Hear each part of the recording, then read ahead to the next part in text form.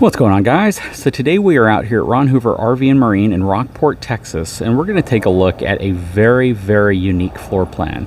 I'd honestly say this is kind of a one-of-a-kind floor plan because I've never seen another manufacturer execute on this type of floor plan the way that the folks over at Milestone have done it. So this is a Heartland Milestone. It's a very long, straight profile fifth wheel, and there's a lot of really cool stuff going on with this. Hang tight, I'll be right back.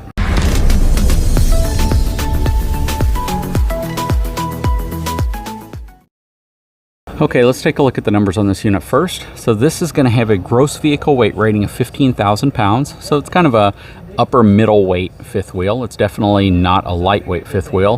Has twin 7,000 pound axles, 16-inch F-rated tires, and it has a cargo capacity of 3,765 pounds. So it's got a really, really good cargo capacity. If you deduct, a couple thousand pounds off of the GVWR, assuming you don't fill this thing up to capacity, you definitely have the axles, tires, and everything you need to be able to handle the weight of this trailer. Anyways, let's hop on the inside of this unit, then we'll come back out and take a look at the outside. All right, we'll come back out, take a look at all this stuff in a little bit. Let's hop inside of this Heartland Milestone 377 MB. Asdel sidewalls, really nice. Right off the bat, you'll probably be able to tell what's so unique about this fifth wheel. First of all, it is a mid-bunk, which is really cool. It's got a loft above the mid-bunk. This part isn't insanely unique, but we're going to come back to this so you can see what's going on. All right, we're going to start from the living room kitchen area.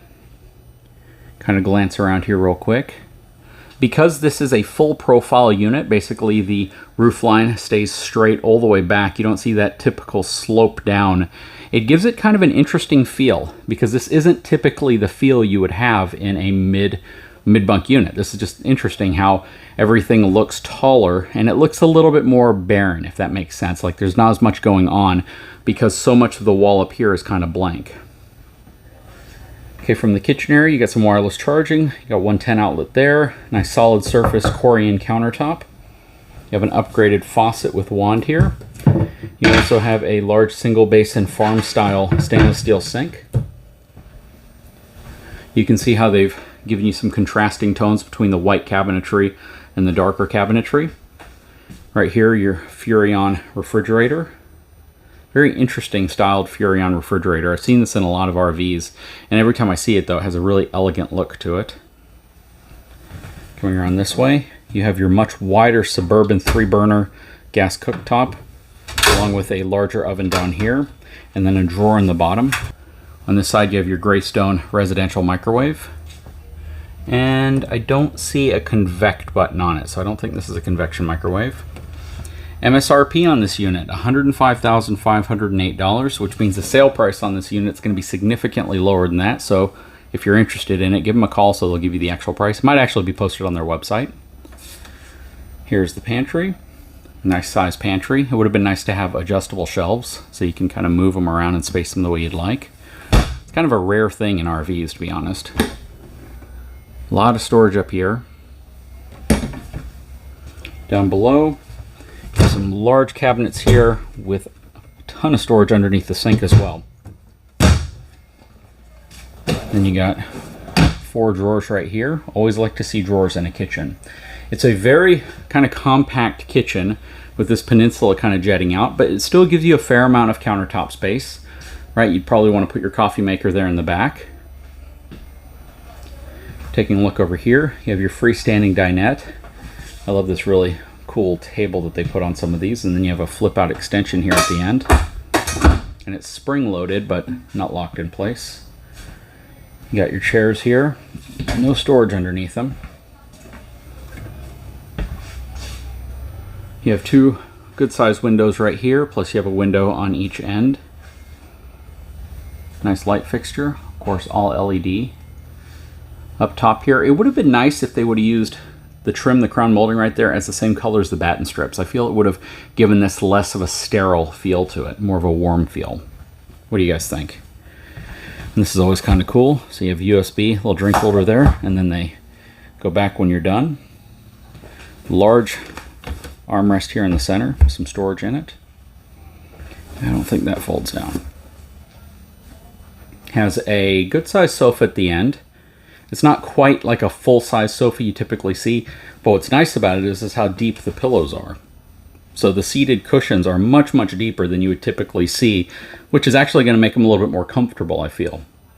I like that they have the blackout blinds from MCD already included. MCD is the more premium brand. These don't flip up, but you do have power and USB on each one. Stepping back this way, you have your on TV in place already. Nice white cabinetry that's offset with contrast. Really, really wide panoramic fireplace. There's your JBL sound system. Good name brand sound system, not the typical lower end stuff. You do have your floor vents here for your furnace, as well as kind of a rug material in the slide out.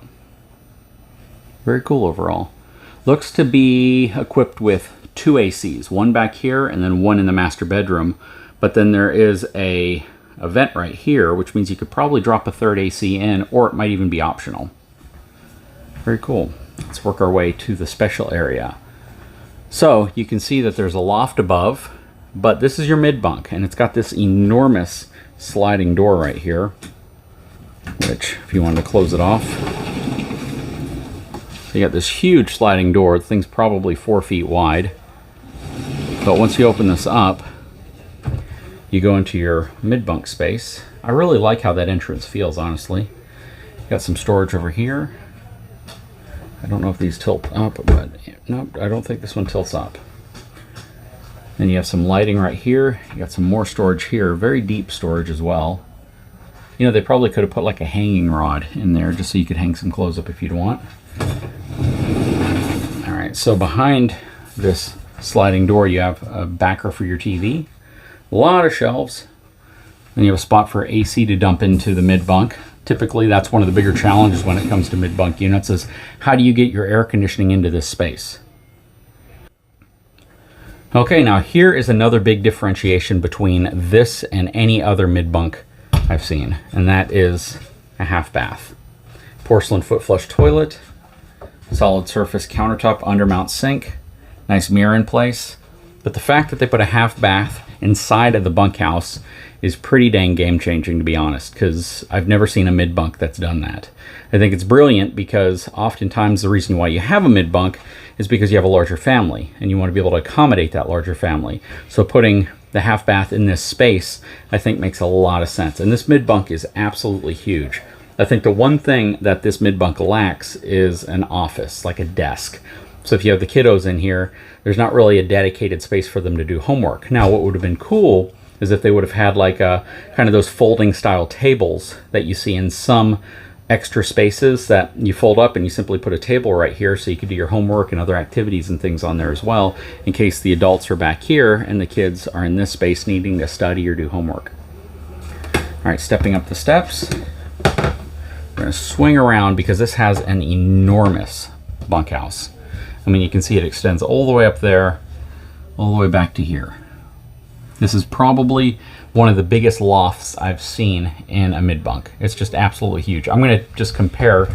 Most lofts are typically about this big, but then you step back here another 4 feet or more, and you just have an entirely huge loft. This thing is huge, just absolutely massive loft. Got your stairs right here to access it. I like that they don't go into this space too much, so it's actually pretty safe to use these steps to access the loft area. Oftentimes on mid-bunks, the ladder is recessed in so far, it's kind of dangerous. Assuming your controls are here. Yep, so you have the Lippert One control system in place, which means you can probably access all of this stuff through your smartphone as well. All your tank levels. Very cool. And then you have a power supply, power management system up here as well. Okay, coming over here, you have your thermostat right here, General Electric. All right, let's take a look at the bathroom. Not bad, but you can definitely tell where the shower stall may be a little smaller than some of those in your typical mid-bunks, and part of that is because they're trying to make as much room as possible for that half bath that's there, but it's still a good size, very usable bathroom. And the shower's not crazy small. It's a one-piece shower as well, which is really nice. So it's an upgraded shower from Frontline. Reasonable ceiling height, so you could probably be about 6'3" and comfortably be in here. Has a good sized medicine cabinet as well. Very nice. Porcelain foot flush toilet. And probably have some plumbing and some other stuff going on under here, but still some storage. The one thing that's kind of lacking in this bathroom is place for towels and toiletries. They even could have put like a cornered thing right here to accommodate for it, but yeah, there's really no storage here. I wonder if they could have done something in that space. But then part of me thinks they may have put the washer and dryer location back there, but let's find out. Okay, so this is a north-south facing bed, which means the bed's this way, not this way, which means this is probably for your washer and dryer. It is.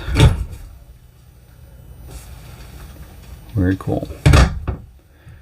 And it's made for a stackable unit. You have a small slide out here. It's a wardrobe slide out. The reason why the bed is kind of positioned this way here is so you'd have room when the slide comes in. Then you have some drawers down here on the bottom. Nice smooth ball bearing drawers. Not soft closing at all, but didn't really expect them to be. You have your second GE air conditioning unit in here as well. Good size nightstands, plenty of space for like a CPAP machine. I don't know if you can get this equipped with a king size bed. I probably would guess that you don't. Only because the way the spacing is, the way the slide needs to come in, you'd pretty much have to put the bed all the way up against that wall. So I'm imagining queen size is probably the largest bed you could put in here. Very cool though, nice bedroom. And you have your Wi-Fi booster up here. Kind of an interesting style door, decorative. Anyways, let's hop outside this unit, see what the outside's all about. Okay, starting from the front, working our way back, we got the Kurt Rotaflex pin box up front. There's not going to be a generator, so you'll have a bunch of storage below the front. 30-pound propane can. Outside of your basement storage right here. You have a solar charge controller. Not sure how much solar's on the roof of this unit, but it probably has some. Here's your aluminum bath deck area. And some of your ducting, some of your water lines. 50 amp cables over there. This does not ride on a drop frame. You have your micro compact refrigerator right here. Have a nice outside kitchen. I love to see an outside sink too. That's simply something you don't see on enough of these outside kitchens. So the fact that there's a sink out here, a little 2-burner cooktop, and this all slides in and locks in place. Got your marine speakers out here as well.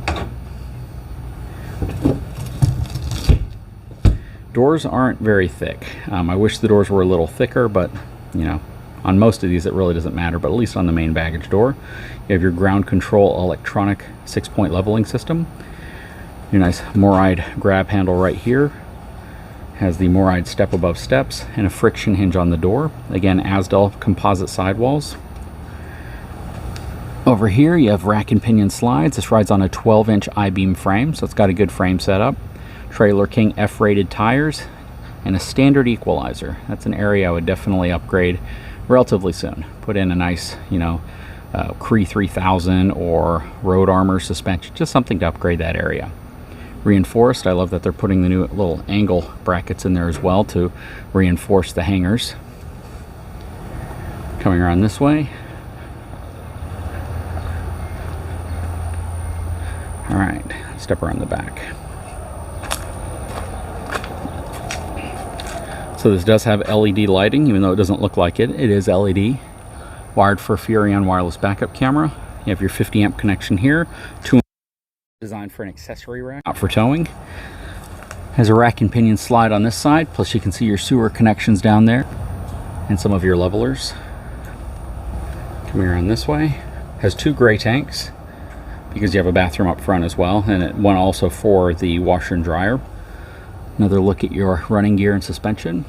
Another rack and pinion slide. So far I like the fact that this is pretty much utilizing all rack and pinion slides except for the wardrobe slide up here, which is a Schwintek slide. Identifiable by this rack and pinion. Alright, so let's see what's going on over here. Again, doors aren't very thick or very heavy. I would have preferred a heavier duty door. Outside of your furnace. And here's your wet bay. I like how it's nice and sealed off. Looks really good actually. Got a 110 outlet, cable satellite connections, all your water connections right here. Again, I love when it's sealed off like this. If you have a water issue in here, it's not going to get into this space. You have your tire link, which is your TPMS system. It's at least pre-wired for the adapter. You still have to buy the part from LCI, which snaps into place here, and then you have to put the sensors on the tires. Very cool though. What do you guys think? Anyways, what do you guys think of this really cool unit? Very long. You know, it definitely has a lot of cool attributes, especially having that half bath in the bunkhouse. But give me your opinion. Guys, if you haven't had a chance, please take a moment, subscribe to my channel, give me a thumbs up. We'll talk to you again very soon.